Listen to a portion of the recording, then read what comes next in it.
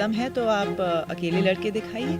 आपको एक बैसाखी की ज़रूरत क्यों पड़ती है सपा के रूप में या अन्य दलों के रूप में, जिन सबका आपको समर्थन चाहिए होता है। इंडिया गठबंधन है जिनकी ये बात करते हैं, इनका टूटा फूटा गठबंधन है, सत्यता इसकी यही है। लोकसभा चुनाव की घोषणा हो चुकी है।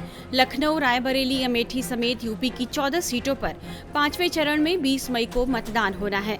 सपा और कांग्रेस इंडिया गठबंधन के बैनर तले चुनाव लड़ने की तैयारी कर रही है। सपा ने अमेठी और रायबरेली की सीट कांग्रेस को दी है, लेकिन कांग्रेस ने अभी तक इन दोनों सीटों पर अपने उम्मीदवारों की घोषणा नहीं की है।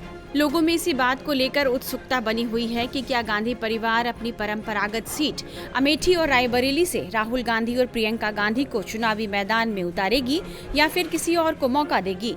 इसी बात को लेकर बीजेपी नेता और विधायक अदिति सिंह ने राहुल गांधी को बड़ी चुनौती दी है।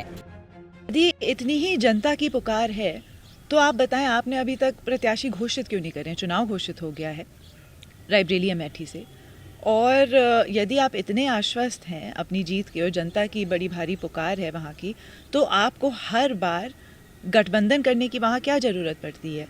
क्यों आप बिना समाजवादी पार्टी के गठबंधन के बिना या समाजवादी पार्टी और पिछली बार बसपा के भी समर्थन के बिना आप क्यों नहीं लड़ सकते चुनाव?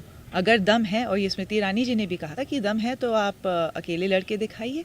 आपको एक बैसाखी की ज़रूरत क्यों पड़ती है सपा के रूप में या अन्य दलों के रूप में, जिन सबका आपको समर्थन चाहिए होता है, इससे पहले कि आप रायबरेली से अपना नामांकन करें। अदिति सिंह ने इंडिया गठबंधन को लेकर भी सवाल उठाए हैं। इंडिया गठबंधन है जिनकी ये बात करते हैं, इनका टूटा फूटा गठबंधन है, सत्यता इसकी यही है कि पत्र लिखने से अगर वो चाहते, अगर वाकई इस गठबंधन में दम होता, उनको स्वयं वहाँ जाना चाहिए था, समर्थन करना चाहिए था। अन्य दलीय नेता भी वहाँ मौजूद थे। तो उत्तर प्रदेश में तो गठबंधन का यही हाल है और क्लियरली जनता ये सारी चीज़ें समझ चुकी है, और इसीलिए पिछली बार भी तमाम गठबंधनों के बावजूद बहुत ही बेहतरीन जीत हासिल करी थी भारतीय जनता पार्टी ने।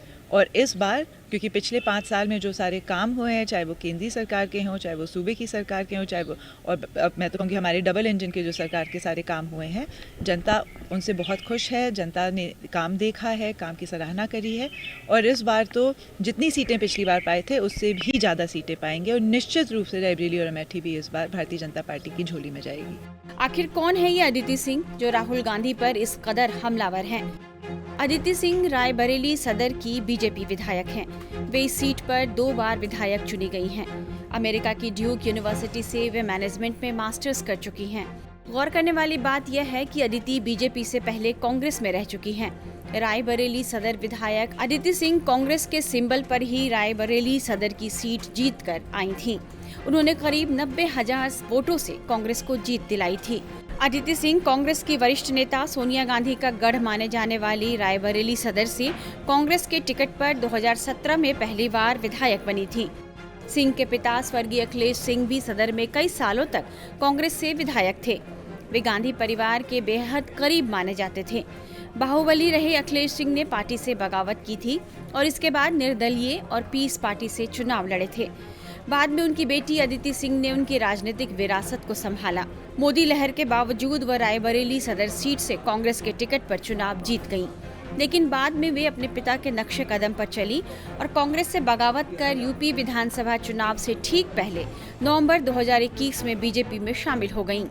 हालांकि कहा जाता है कि अदिति सिंह 2019 में तभी कांग्रेस से अलग हो गई थी जब उन्होंने मुख्यमंत्री योगी आदित्यनाथ से मुलाकात की थी, लेकिन तब तक उन्होंने औपचारिक रूप से पार्टी से नाता नहीं तोड़ा था। बीजेपी में शामिल होने से पहले वो पिछले 2 सालों से कांग्रेस के लिए बगावती तेवर अपनाई हुई थी। वे खुलकर कांग्रेस और उसके नेतृत्व का विरोध करती रहीं। यहाँ तक कि विवादास्पद कृषि कानूनों पर सवाल उठाने के लिए उन्होंने प्रियंका गांधी वाड्रा की भी आलोचना की थी। कांग्रेस से निकलने के बाद भी अदिति सिंह राहुल और प्रियंका गांधी पर हमला करने का कोई मौका नहीं छोड़ती हैं। टाइम्स नाउ नवभारत डिजिटल की रिपोर्ट।